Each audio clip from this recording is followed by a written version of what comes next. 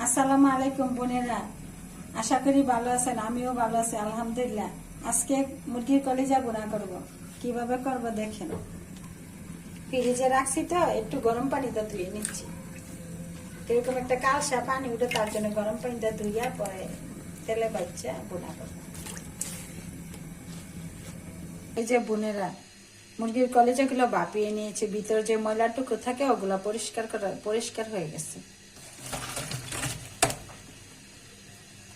বোনেরা, তেলটা গরম হয়ে গেছে, দিয়ে দিচ্ছি এলাচি, দিয়ে দিচ্ছি দারচিনি, তেজপাতা,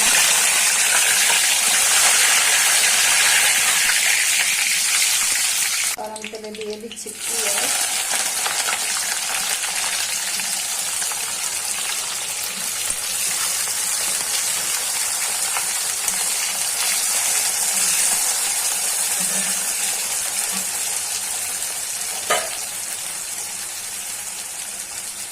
দিয়ে দিচ্ছি স্বাদ মতো লবণ।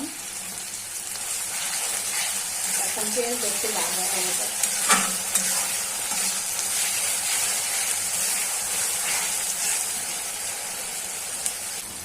বোনেরা, এখন পেঁয়াজটা হালকা ভাজা গেছে। এই যে কলিজাগুলা আগে থেকে ভাপিয়ে রাখা কলিজাগুলা দিয়ে দিচ্ছি পেঁয়াজের মধ্যে। এখন একে একে দিয়ে দিচ্ছি মশলা, হলুদ জিরা,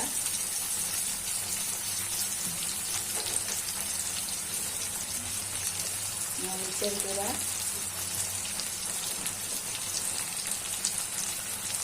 দিয়ে দিচ্ছি জিরার গুঁড়া,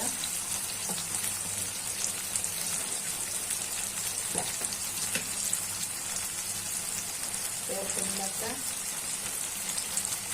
আদা বাটা, পরিমাণ মতো সব কিছু দিয়ে দিচ্ছি।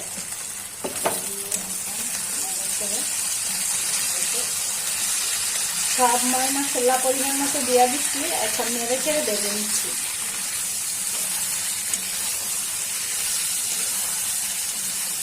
এইভাবে কলিজা পাক করলে ভালো লাগে, বাচ্চারাও ভালো লাগে, বড়দেরও ভালো লাগে।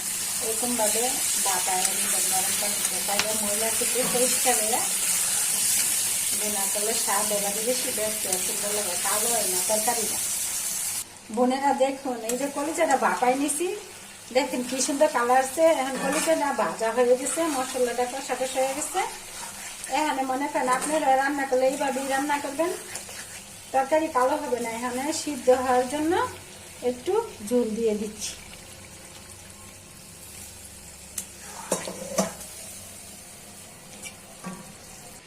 ডেকে রেখেছিলাম, দেখি সিদ্ধ হয়েছে কিনা।